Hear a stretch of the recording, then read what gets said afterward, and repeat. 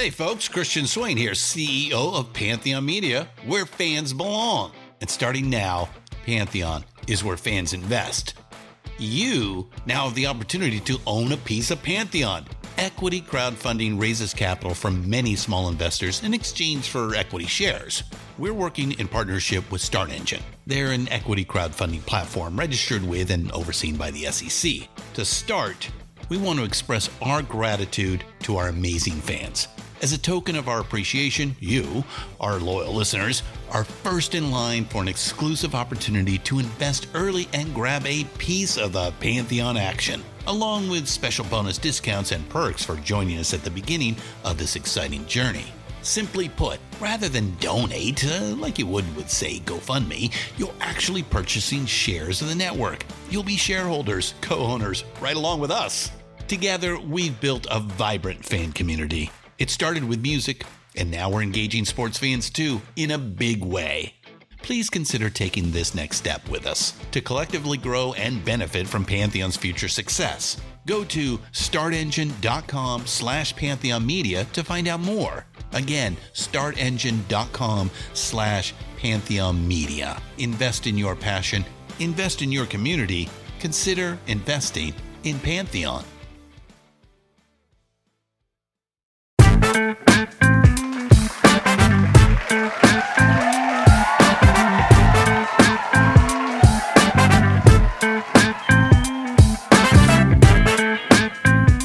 What's up, everybody? It's ImmaLetYouFinish, show number 206 on the Pantheon Podcast Network with your favorite host, Court and Amy. It's election day. Puffy's still in prison. Young Thug isn't.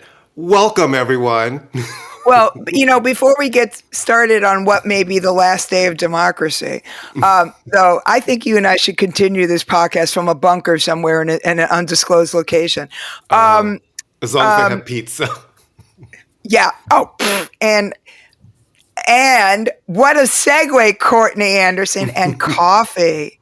As long as they have pizza. Coffee. We do love coffee. And I've decided that the best way to deal with the impending end of the world is to stay as caffeinated as humanly possible. So one more time, just to let you guys know, Alfura coffee, which is organic and rainforest and basically everything that will be eliminated if Trump gets in, good for you, locally grown, probably brown people picking the beans. We can't have any of that. So take advantage of it now. We will post the link. Use our promo code ImmaLetYou5967 and you will get 15% off from the delicious coffee. So we're not even going to discuss anything in terms of everything. This is my one cue. Hopefully our listeners, we have looking at our statistics, we have a pretty educated group of listeners. So I'm pretty sure our people vote, right? You know what I mean? And our people vote for Harris. You said educated. I'm going to say we probably have, listen, even though I do know some Republicans who listen to our show, right?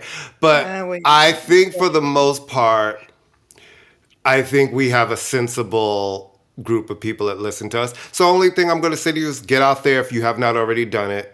Do your duty, vote. If you're in a state that has propositions on the back like we do in New York, pay attention to those. Vote yes for one. Vote yes in New York. Well, it's going to be too late because they're okay. Yes for one, no for 2 to 6. And don't believe this weird commercial that they're saying that voting one is something about it has nothing to do with migrants and letting migrants vote. I'm like, you guys are really these. No, it has the trans migrants, right?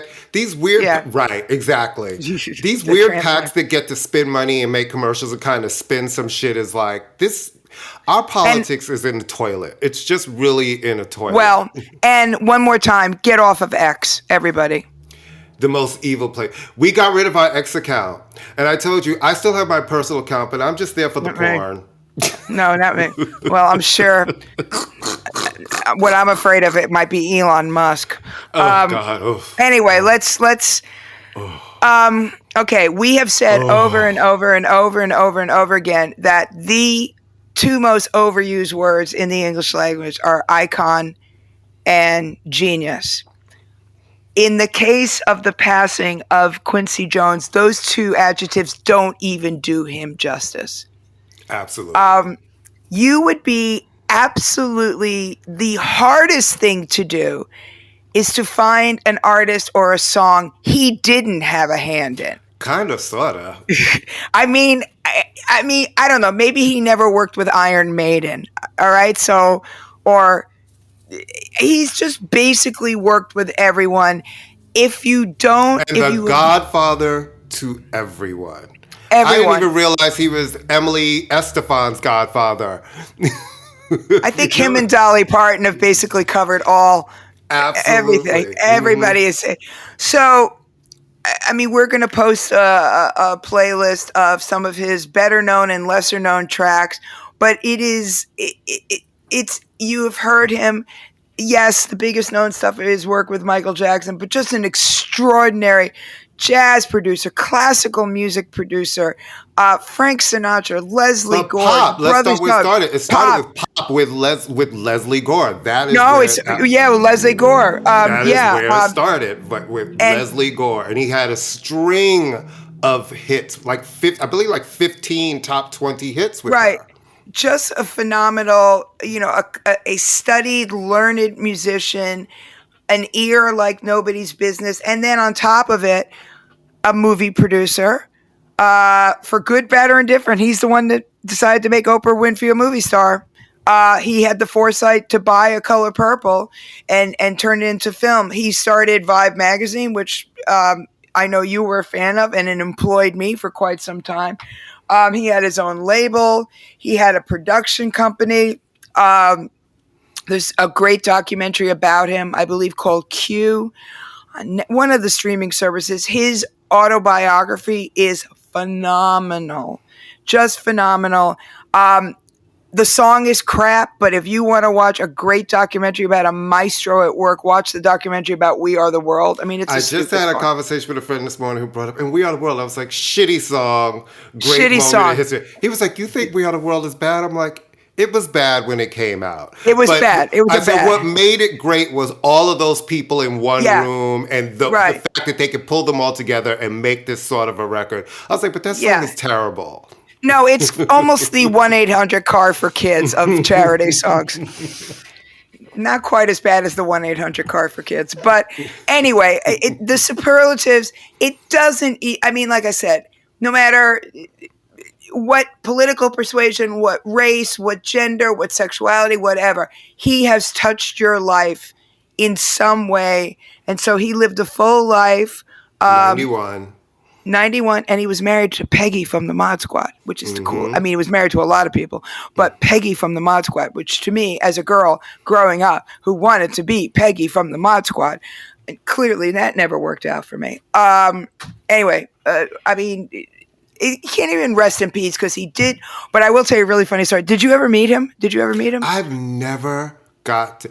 So many of everybody around me is coming up with pictures and stories. I'm like, how did I never meet Quincy Jones? Probably the same reason I never saw Blondie in concert.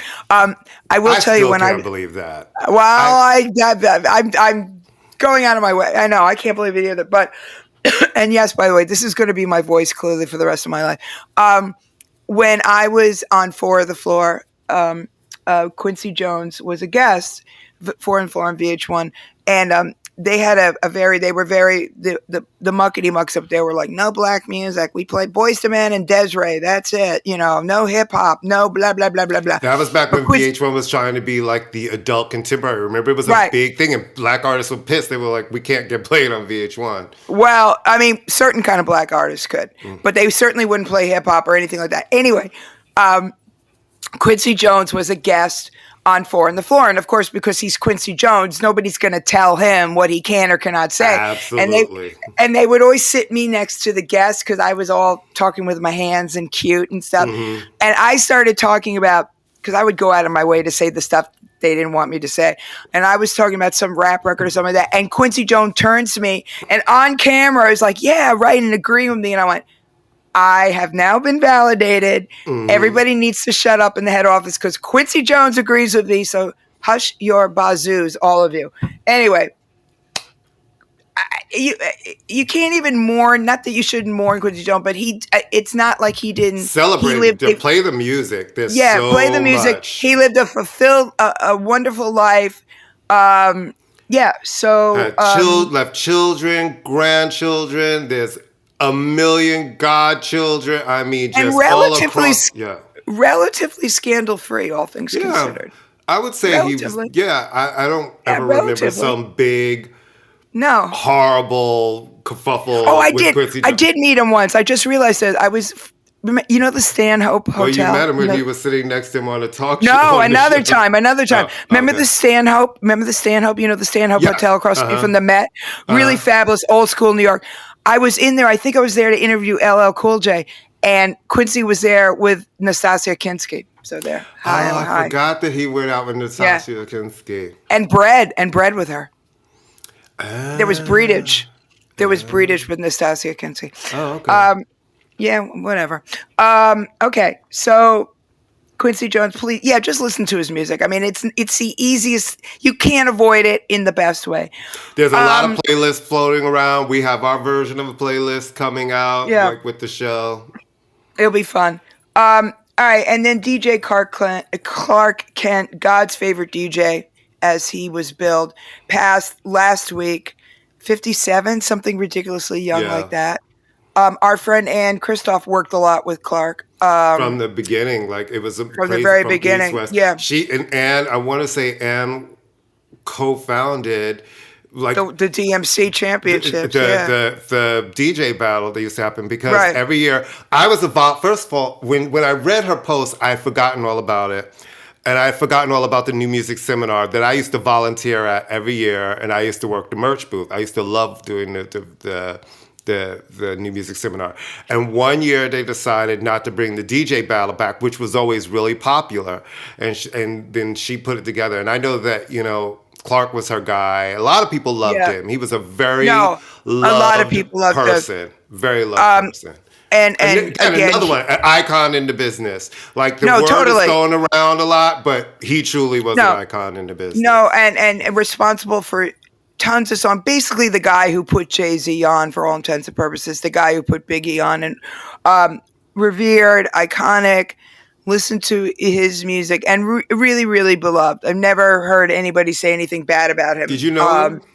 I'd met him, but I didn't know him. I may have met him. I honestly don't know. But I do remember when I met Ann, when she was at East West, being super impressed that she was doing those DJ things. Anyway, but you know what's not iconic or classic or loved right now? The Yankees. So next season. If you're going to lose. The meltdown in the World Series was just like... if you're going to lose, don't lose like that on national television in your hometown. With mistake. Your mistakes took you out of this whole series. It just felt... Yeah. It felt... It was like...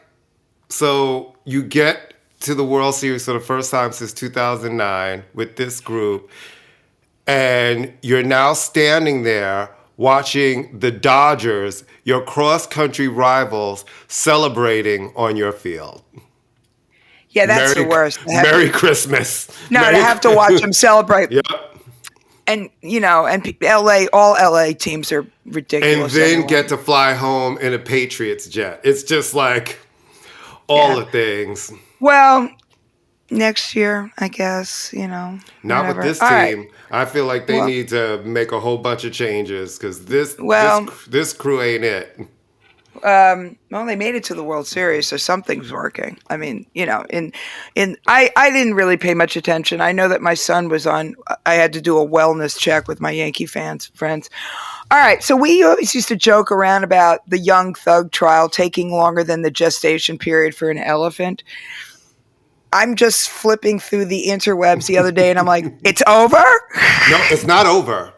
There's still three other... He's done. Well, there's a couple of people that we had seen make deals and get out. And now he made a deal, which is putting him on probation for but time served. He's doing time served. It's a whole thing. There's a time served element of like the 5 years, but he's going to be on probation. I believe for like 15 to 20 years. He Wow. cannot live in the Atlanta metro area where the organization was, so he has to leave the entire where he's from. He cannot. Right. He is only allowed to go there. That's extreme. I've never heard of like you have to relocate. Well, if you pled guilty to running a criminal enterprise in the city, you need to leave the city, because the thing is, he pled guilty to something, and the gun charges. He cannot own a gun. Okay. No sense. drugs. He cannot associate with anyone that is a known gang member. All right, so he's out of a job. So he's basically unemployed. And he has to come back 4 times a year, every time throughout the entire probation, to do anti-gang, anti-gun talks at organizations like either a school or Boys and Girls Club. If he Urine testing, I'm assuming drug testing. And random drug testing. And if he breaks any of the rules, he will be put back in jail and has to serve at least 20 years in prison. Well, kids, let that be a lesson to you. That's all I got to say. So now he's old thug, right?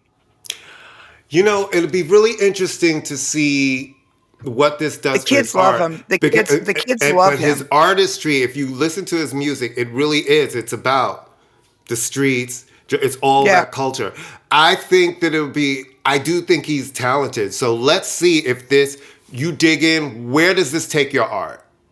Because now you have an opportunity here, right? You were facing some real stuff. And I saw his father, and his father was like really upset, and he shouldn't have to leave Atlanta. I'm like, well, listen, sometimes the best thing for people is to force them out of an environment that has all of the temptations. Oh, he also cannot have any communication with any of his co-defendants for the entire length of his probation. Well, didn't a couple of them flip on him?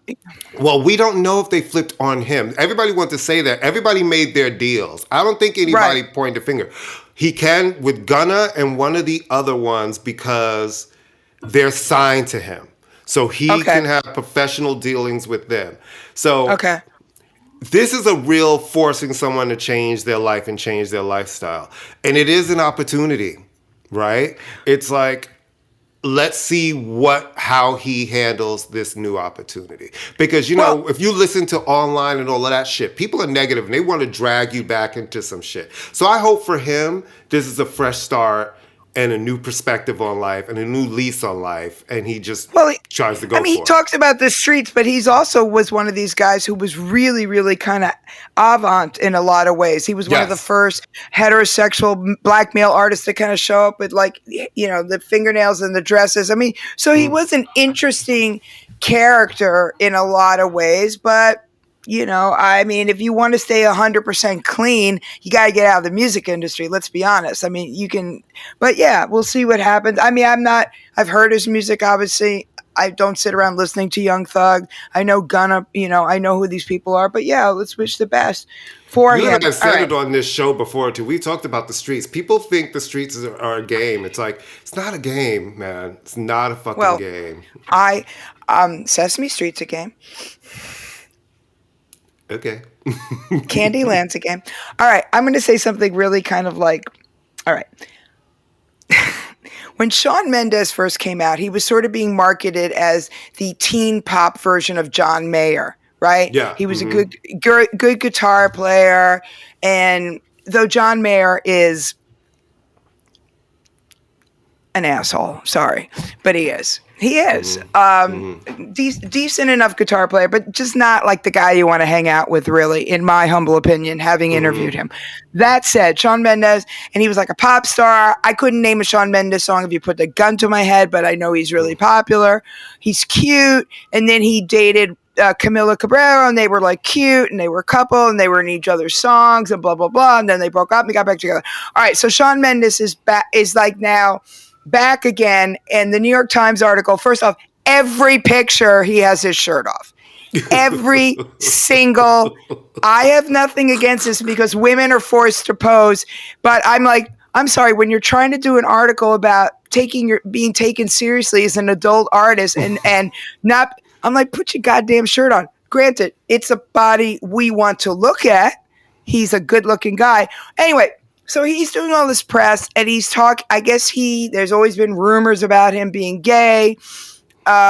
So he's talking about his sexuality and that he became a big star at a very young age and that Camila Cabello was his first real girlfriend.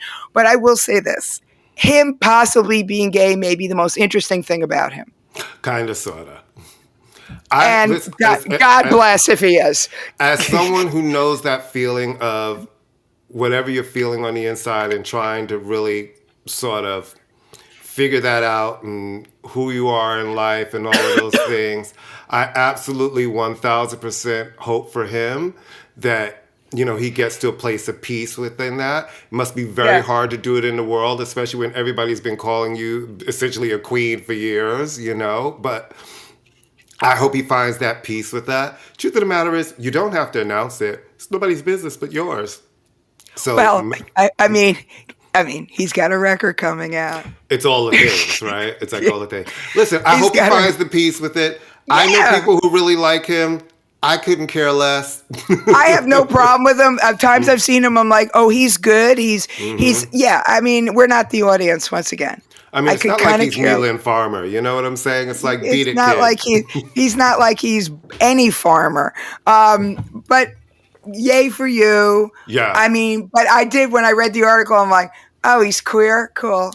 So now he's, it doesn't make you any more interesting, Sean. But you know what? We're rooting for you. Yeah, or not, Well, listen, anybody, if you're, because he's trying to figure it out. I'm teasing. I'm just saying, like, if it's a struggle, I'm rooting for you. I understand that struggle. I get that. And I couldn't imagine having to do it with in the public eye, who've been calling me these things, and it's like, and I'm trying to figure out what's what. Well, he's cute. He's cute, and he's Canadian, and I believe he's Portuguese. So there you go. Oh. I just feel like that's why there's an S. Say love, won't you say that's it to me? Say but it, yay for you. I'm not going to listen to the record. Are you going to listen to the record? Who? Yeah, exactly. Oh. All right. Yeah. Like Halsey. Right. I still don't understand the Halsey. All right. It's funny you say that. Okay. She makes no. That is bullshit. You do because the last. She's a she and a they. She both? They? Yeah. They? Anyway, I'm just going to... The last Halsey record, not the one that's currently on, the last Halsey record, I was like, listen to this record, and you listened to it, and you, on air, said to me, this is a good record. So, I know you like these themes of I don't get the good pop songs. This album, I was going to actually talk about because John Perales gave it a rave, and I was like, this is really interesting because I really trust John's, and I tried, and I'm like, there's a concept behind this record, and this concept is eluding me, but I like them as a human being. I think they've written some really great pop songs. I think Bad in Love is a great song. But anyway, let's move on to The Cure. But you last record that she did with 9 Inch Nails, there was some songs that I heard, and I was like, these are terrible. But I don't think I've actually listened to a full album. I've never listened to full, but their singles are great. They make great singles. And I just like her whole kind of vibe. And this is interesting. They've been through a lot of series, not like fake, kind of mock my health issues. But there's a concept behind this record that eludes me. And it's like supposed to be a big deal. And I'm listening to it because I really wanted to like it. And after about the fourth song, I'm like, okay, clear. The concept is not. I'm not getting there's a concept of a concept, and I'm missing the concept. So I'm gonna ask you something that I know you don't give two shits about. That's not on this list that I really need. All right, what? Remember when there was the whole Free Britney movement, and everybody's like, Free Britney, Free Britney, Free Britney. Somebody sent me a video of her the other day, like dancing around to Toni Braxton in like the littlest panty I've ever seen in my life. And I'm just kind of like, are we just gonna... She's mentally ill. Yeah. That said, she should not be under conservatorship. Yeah. I don't think she should be under conservatorship. But the girl ain't, as we say, the girl ain't right. But sometimes I'm like, someone needs to maybe take your phone for a week. Just A week. No, the girl ain't right, and it's not pretty. And the girl ain't right, and she, to me, is completely inconsequential as an artist at this point in her life. At this point in her life, she's do your Vegas residency and go forth with God and whatever. And I never knew panties could be so little. It's the littlest panty I've ever seen in my life. It's the tiniest panty. Well, she does shoot it at an angle where you can't really tell. It's kind of shooting.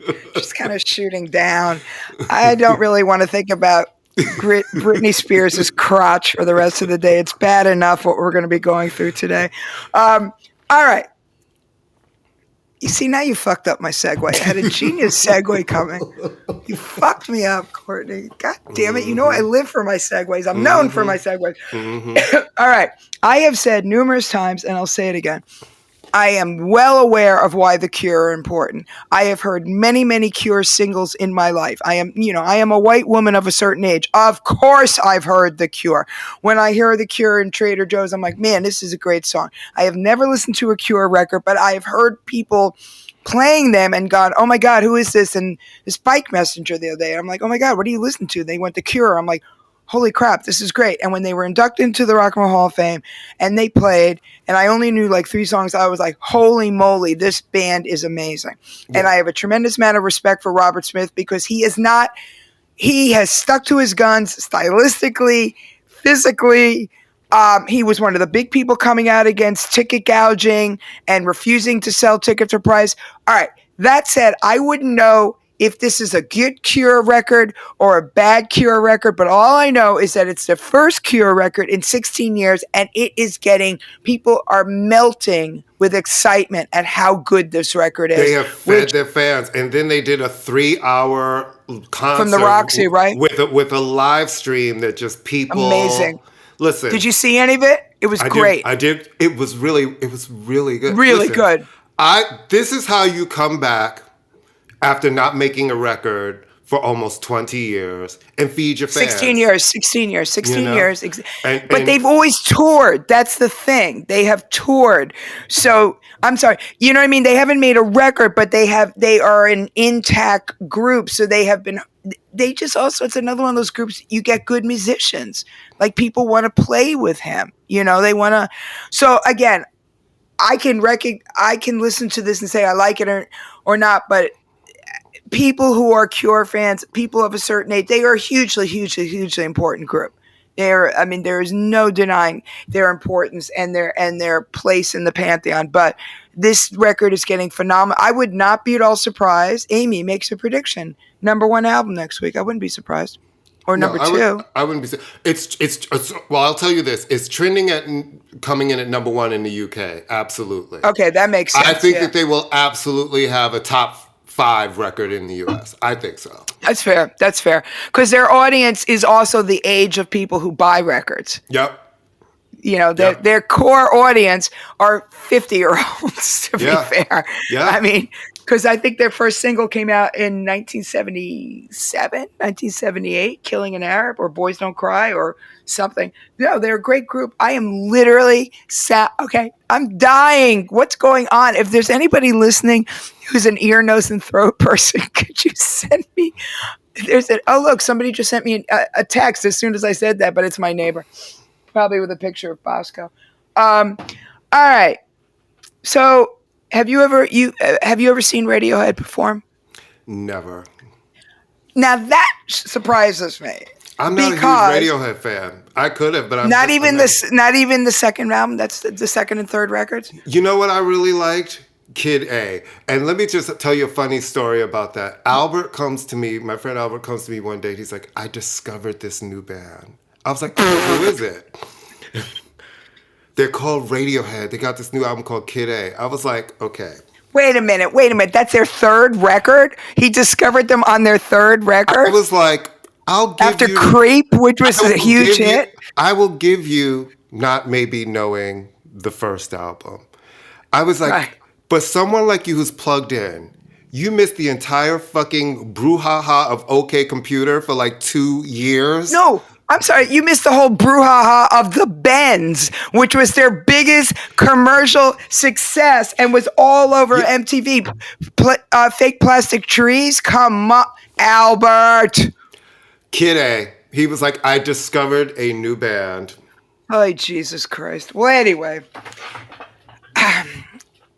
I saw them. I always laugh when bands completely like poo-poo their most cohesive and commercially successful records. So they're always like, oh, the bands. I'm like, oh, you mean the record that's incredibly listenable? Because anyone who tells you that they listen to Beneath Rainbows or Beyond Rainbows or Kid Amnesia or whatever is lying through their teeth. Anyway, Tom York, who is the lead singer of Radiohead, the lead everything of Radiohead,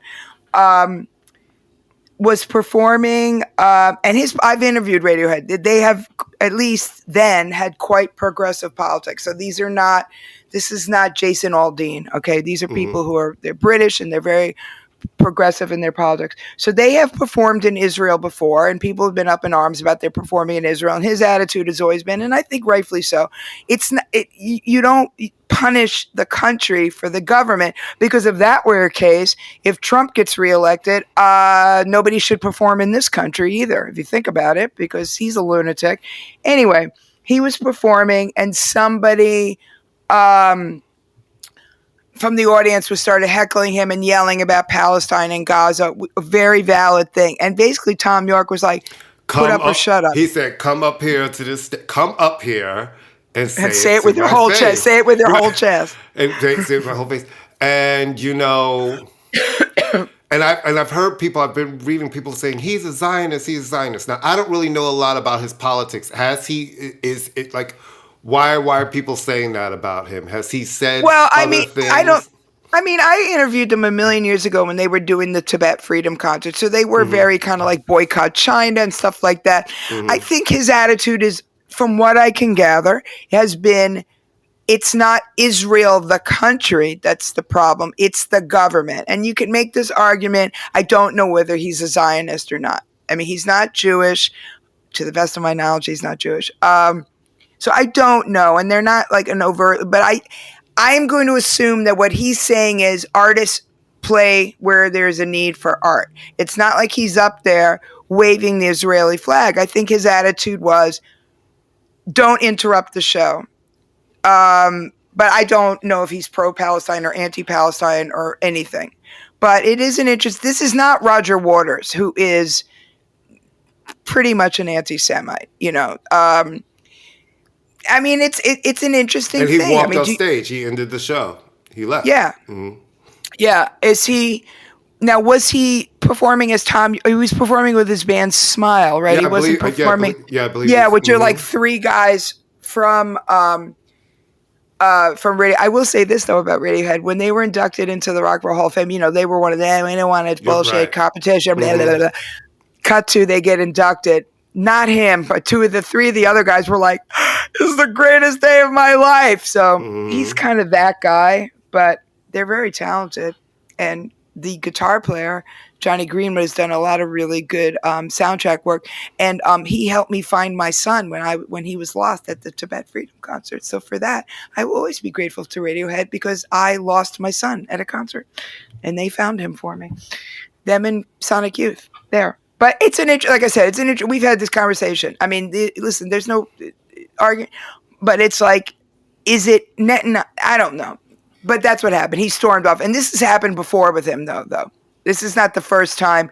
And they've gotten a lot of crap for performing in Israel from the BDS, is that what it's called? Boycott, don't.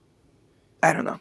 They've gotten a lot of crap for performing in Israel. Anyway, that's that. Do you want to break it, or do you want to keep going? Oh, shit.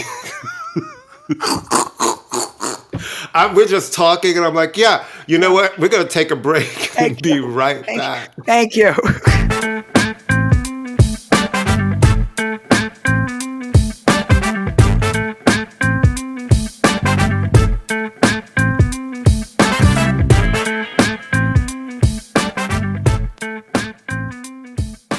And we're back, I think. I'm like, usually Courtney is like, I'll cue the brakes. And I had it in my head, but I'm sitting here, in my head, I was like, what am I going to have for lunch? I'm really hungry. And in my head, I was like, he's just waiting until I'm literally unable to say anything. All right. I didn't know the Grammy nominations were this week, but Friday. They drop Friday. Is it super early? Is it my imagination? No, the Grammy nominations always come in come in November, and I don't think anybody's going to be fucking paying attention to anything this week. Not for nothing. Well, we'll see, right? We shall see. All right. So let's start with the more interesting, weird news. They're moving it from CBS to Disney Plus. What is this? Disney. Disney. I don't think the Plus. No, there's only the what's Disney? ABC. Oh, ABC. Right. Remember, Disney bought ABC. Right. It's ABC. So is it Disney? Is it a streaming? It's a streaming. No, it'll be on ABC. So it's crazy, like that I don't know. It's been on CBS for 20 million years. But I think with the sale and all of the Paramount and the Viacom and all of that stuff, an opportunity came, and Disney, they're big bucks, and. Well, that's why I'm confused. And that means they'll have all their talent up in there. But good, yes. But it's not going to be streaming like Disney Plus, like the Rock and Roll Hall of Fame was. That would be. I hate that they do that. And you know what I hate about that is that they stream it on Disney Plus. Then you have to wait until January to see the edited version of the show on ABC, and it's just kind of like, well, this has already happened. So give the people the exclusive on the full show, but a full show of the Rock and Roll Hall of Fame should come shortly after, or the edited version on ABC. Yeah, and also, well, if it's on Disney Plus, then you won't have to. Yeah, I mean, the Grammys have a hard enough time with ratings anyway. Yeah, they don't want to make it even more exclusive. Exactly. All right, so that means LL won't be hosting it. Nope. They'll get one of their people. Yeah. Oh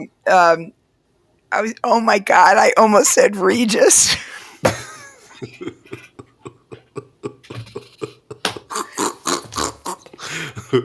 No. You know how they work up there. Disney. I met Regis once, and you would have thought I was meeting the fucking Pope. I was so excited. I loved Regis. Did you? Oh my God! Well, Regis was a New York institution. Totally. And whenever you take Franklin, they were two. Yeah, but Joe Franklin didn't seem like a barrel of laughs. Regis did, and every time you go take a train up through the Bronx, you can see Regis's alma mater. Mm-hmm. His high school, which I only knew because he talked about it. But I met Regis, and I literally was like, oh my God, I love you. And he's like, get away from me, security. All right, so that's the first part of it, that they're going to ABC. The second part is like, who will be nominated? I'm doing a favor. I personally think. Okay, as opposed to you impersonally think? Yes. Beyonce aside, who I expect to get nominations because the Grammys loves her, so she's going to get. I think it's going to be a big year for Sabrina Carpenter. I think she's going to come in with a shitload. She might come in on the higher end of almost having the most. Yeah, I think so. I think it's going to be Chappell Roan's to lose. I think that Chappell Roan will definitely be get Best New Artist. She'll get Best New Artist. That category. I think that.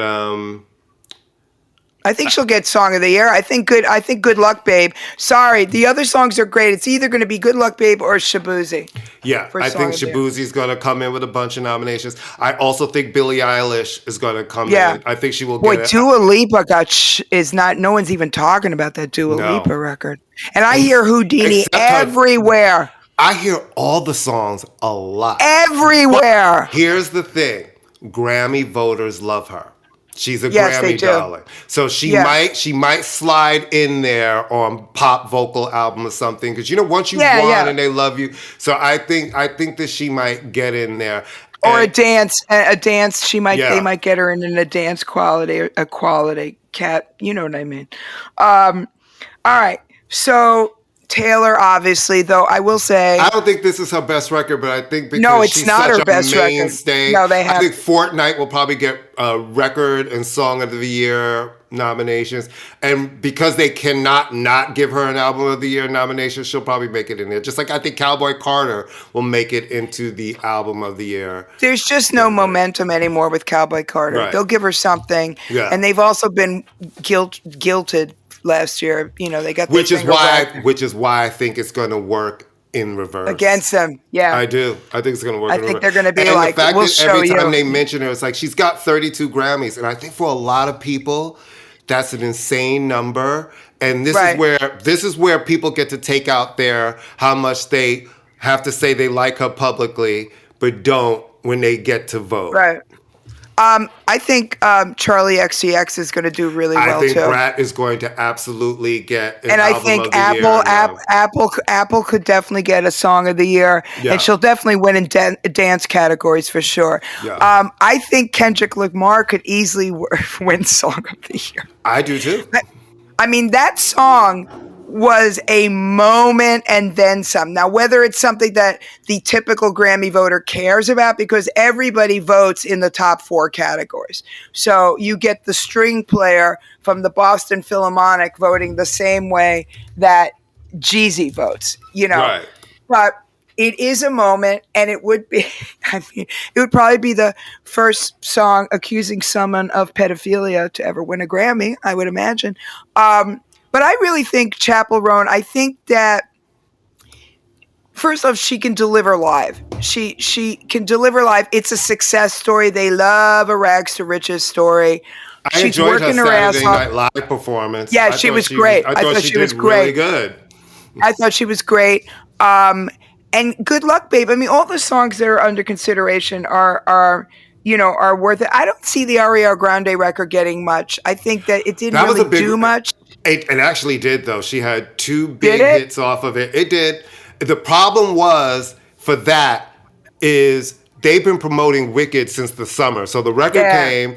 She had hit songs and has gone into a full movie mode.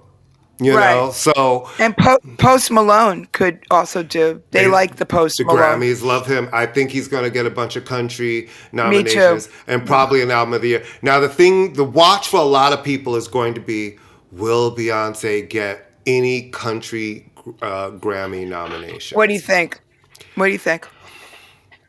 I think she will. With it being submitted, maybe. I still don't think of Cowboy Carter. I think of it the same way I thought of Kylie's Golden being country influenced. I don't really think of it as a country album. Yes, but the politics, we all know this is political, and it would allow the Grammys, it would allow NARS to make a statement and look good by making an acknowledgement and making blah, blah, blah, and then maybe not give it to her. Or maybe give it to her for Texas Hold'em. Which I think might get a Song of the Year and Record of the Year nomination. I think so. I actually really like Texas Hold'em. Me too. Raphael Sadiq. I think Texas Hold'em is a great song. And you and I talked about this. I feel as if she had done more and really promoted this record and done Papa singles. This could have had, it feels like the potential wasn't all the way reached, because there was some really great moments that could have been big radio songs. Yeah, we've talked about it. I don't want to beat up on the girl, but she's, every time I see old clips of her, I'm like, wow, she used to be really fun. And has a great personality and all of Yeah, she was adorable. And now I'm like, but I really think that Chappell, I mean, that said, it's the Grammys and they could end up giving it to some loser. But I think it's hilarious. This is Sabrina Carpenter's 6th album, but by Grammy standards, she's a best artist. That's the crazy part. Yeah, I mean, so it's like, so you just became aware of her. So by that standard, Iggy Pop could get. I just learned about Iggy Pop yesterday, so he's the best new one. But I really do think Chappell Roan, because it's critically acclaimed. It has been like the talk of the town. She has sold a lot of records. She kind of dominated the summer. She's edgy, and I'm not saying that to be obnoxious. And it also came from the fans. This album, she dropped from her label. This album is over a year old. She sang a new song on Saturday Night Live, kind of hinting at her new album, her new era. And, it was an album that really came organic. Her fame came organically through the fans. And she makes great songs. Yeah. And she'll put on a good show. Yeah. The question is, has she pissed people off? I don't think so. Because but what's more rock and roll than kind of sometimes pissing people off, she's not a rock and roll audience, number one. No, but then that goes back to when I said rock and roll, like when we talk about the Rock and Roll Hall of Fame, it is rock and roll under that banner of musicians. We've discussed it. I mean, people get like, oh, your mental health issues. They poo-poo that. That said, she came right back around and began touring again and then did SNL. And SNL is the crown on the head. She yells at people, like the photographer. She was like, you were mean to me at the Grammys. I was like, you better remember 8 months later and be like, I know who you are. And I don't like you. Yeah, good. You know what? I think she's great. I think she's, has Troye Sivan ever won anything? Because I love him. Not a Grammy or anything. I think that his record feels like it underperformed here. Like Rush was a very cute moment, and I think the gays really loved it. That he still, I don't think, in the U.S. has really, even though he toured with Charlie. But look, it's Charlie's 5th album is the one that finally gave her that moment where it connected to a broader audience. So he's young, he has time. He's another one who's really talented. Hold on. I'm sending you a message. I'm going to go pick up Rob's book. Keep talking. I'll be right back. I'm going to go pick up Rob's book. Yeah, so when I'm thinking about the upcoming Grammys, it feels, it just doesn't. It's been a weird year for music, so I don't know if I'm thinking about anybody. Did you say anything mean about me? No, I'm talking about the upcoming Grammys and just saying how it's been a weird year for music. So it feels like it could be these things. Nothing feels that exciting, really. But the summer was all girls. The summer was girls and Kendrick. Hozier, too. Yeah. They love a Hozier. Yeah. I think Hozier will come out with some nominations. They love, he'll get male pop or something like that. Mm-hmm. Not an amazing year for R&B, right? I mean, can you think of any R&B? Okay year for R&B. Okay. Nobody who really was like the cream that rose to the top, so I don't know. They'll nominate Mary because they always nominate Mary. They always nominate. I'm not saying she's not deserving, but they always nominate Mary. Mm-hmm. They have the older people R&B award. Maybe Coco. I think didn't Coco Jones put out something, and I think Summer Walker may have put out something. Yeah. Then there was all these other people like Gracie, all the people we know nothing about, like Gracie Abrams, and who's also going to be nominated? That incredibly annoying. These beautiful things that song drives me fucking nuts. But he'll get nominated for his one song. Benson Boone? Yeah. Oh, I really like him. He can really sing. I watched a performance of his and I was like, wait a minute. What's his face? Where's that Tommy Richmond guy? Where's that guy? $1 Million Baby, his one hit, who's I'm not hip hop, and then they submitted it in hip hop, and it's like half right. So I mean, yeah. Well, I think Kendrick is somebody who shows up, who performs, who has an album coming out. The whites like him, and a Super Bowl performance, and the whites like him. All right, so we are gonna wrap things up by just talking about some upcoming stuff, which is really exciting. The first thing I'm gonna do, what I do every time I hold up a book that nobody can see. So next week, Rob Sheffield, who I can't believe I've never met him. He can't believe he's never met me because we basically have been writing stuff. He's way more successful than I am. He has a brand new book out called Heartbreak is the National Anthem, How Taylor Swift Reinvented Pop Music. So this is not a biography of Taylor Swift. This is a really interesting, first off, I love the design and it's small. I like books when they're small like this. I have Nana's book. I've just started it. Oh, is it good? I just started. You bought it? Good for you. It was sent to me as a gift. Nice. Mm-hmm. Tell Bill to send me one too. No, I'm excited about Rob coming on. I was like, first of all, he listens to this. He listens to this shitty show. He listens. It's not a shitty show. We're a good show. But anyway, it's an interesting book, and we'll talk to him about it. But it's not. It's sort of a think piece, and he must have just literally stopped writing this thing last week because it's like it's like up to 2024 Eras Tour. Though of course the Eras Tour has gone on longer than the gestation period of an elephant. But so he's going to talk about that, which we're really excited. We're also going to have Bob Hilburn, the legendary Robert Hilburn from the LA Times, coming on in a week or so, talking about his biography of Randy Newman, who I'm really excited to talk about Randy Newman. Short people, baby. Randy Newman is a musical genius. Yeah, no, he's great. He's great.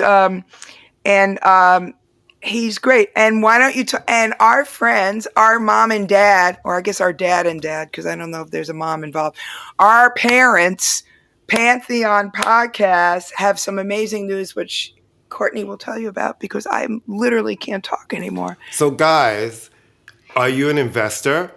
Do you like to invest? Are you a podcast lover? Pantheon has just opened up their start engine, and you can own a piece of Pantheon Media because we are now Pantheon Media.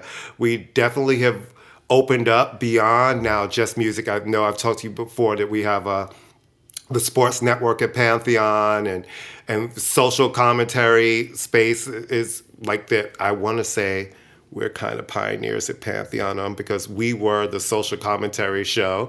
And it's really growing. And right now, you have a chance to be an owner of Pantheon. The minimal invest is $100, and we're really growing. We're worldwide.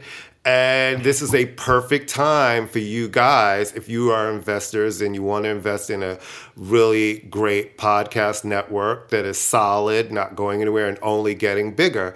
So go to startengine.com/offerings/Pantheon Media.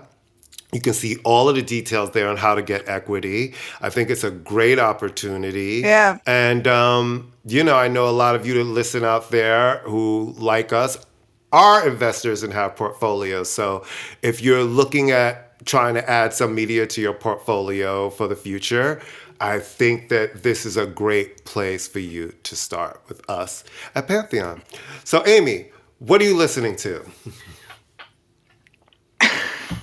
Okay, so about a week ago, I started playing on rotation the Ziggy Marley and the Melody Makers Conscious Party, which came out in 1988, which is produced by Chris Frantz and Tina Weymouth. It's such a great record. I think Tomorrow People is one of the great pop reggae songs. I just love it. It's a wonderful, wonderful, joyful, brilliantly produced. Chris and Tina did a lot of great production. Their stuff with the Happy Mondays is great. They really, outside of Tom Tom Club, obviously, which is amazing. So I've been listening to that, and for some reason, I've been listening to this Brian Ferry retrospective. Well, because he's putting out this whole retrospective, so that makes sense that you would make. Yes, but I have all those records. All right. Well, I don't have the Brian Ferry Orchestra because between you, me, and the Lamppost, I could do without the Brian Ferry Orchestra. But I'm puzzled by some of the choices on this because I would never put Tokyo Joe on anything. It's like it was offensive then, and it's kind of like Ching Chang Charlie, very, very sorry of a song, but he sounds amazing. There's some stuff from the record, I believe it's called Horoscope, that was never released, like a version of Song for Europe, the Roxy stuff. It's not Roxy stuff. It's only his solo stuff. And he is one of the great interpretive singers of our time. And our personal friend, Rob Tannenbaum, did interview him. And he said, he was interviewing us like your 10 favorite things. And he talked about, and this is why you have to love Brian Ferry. He talked about watching the Kansas City Chiefs and loving their outfits. This is why Brian Ferry is the greatest invention of all time, because he calls their uniforms outfits because he's Brian Ferry. It's really funny. Rob posted the thing, and then he said, I have not heard from Amy Linden or Smith Galtney, who's another fan. I am assuming they must be dead. I said, no, we're here. So it's a retrospective. He is a great solo. His solo career actually lasted longer than Roxy's career. But I love him, and so I've been listening to that, and now I'm listening to a lot of Quincy. I went back and started listening to the Berlin trilogy, Bowie's Berlin trilogy, which I haven't really listened to in a really long time. So that's Low, Lodger, and Heroes. Low, Heroes, and Lodger. And this is the stuff he did with Brian Eno. And just and Iggy. I've been listening to a lot of Iggy. I don't know why. I guess because Jan Uhelski was on, and she got me in a Detroit mood. Anyway, so that's what I've been listening to. I tried listening to the Halsey record. I couldn't make it through. Sorry. I tried though. That's because you don't get it. Like I don't get it. I don't get this album. I get them. Yeah. I don't get this album. Yeah, you hate women. You know me in my sometimes. You know me in my 90s UK girly moment. I've been digging back into my Dina Carroll records, and I love Dina Carroll. Thanks to you, I started listening to her. She's really great. I really love Dina Carroll. So I've been listening to her first two albums, and then it brought me back to, remember Bridget McWilliams, who was signed to Virgin. She's actually Paulette McWilliams. She's actually Paulette McWilliams' daughter from Rufus, and she's married to Mark Romanek, the director. And she was signed to Virgin Records, and this was back when she was supposed to be a really big deal. I remember her totally. And that first album called Take Advantage of Me is just so good. So I kind of been digging back into that, which then made me dig into Denise Williams. So I've been listening to Denise Williams albums. This is Niecy, which is amazing. When we talk about this, do you like flip through because I've been in your house and it's like literally it's Tower Records in there. Yeah. So you literally just kind of go, boop. Well, I know where everything is. Or do you have an idea in mind? Do you have an idea in mind of what you want to listen to? I know where everything is at, and I'll start playing something. And that will make me, then something will spark and I'll be like, a note or something will make me say, oh, you know what? Let me listen to some Denise. And then I'll go to the Denise section and I'll say, let me listen to Denise. And then I'll go then I went to my Norman Connors section and I was listening to some of the Norman Connors albums.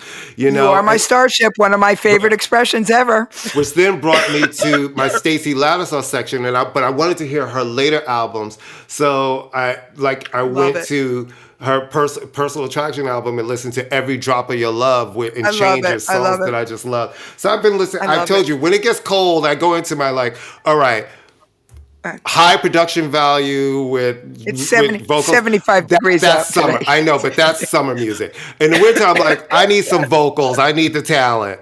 You need the warmth. You need the warmth. So I've been. I love this process. I think we need to do a video of you.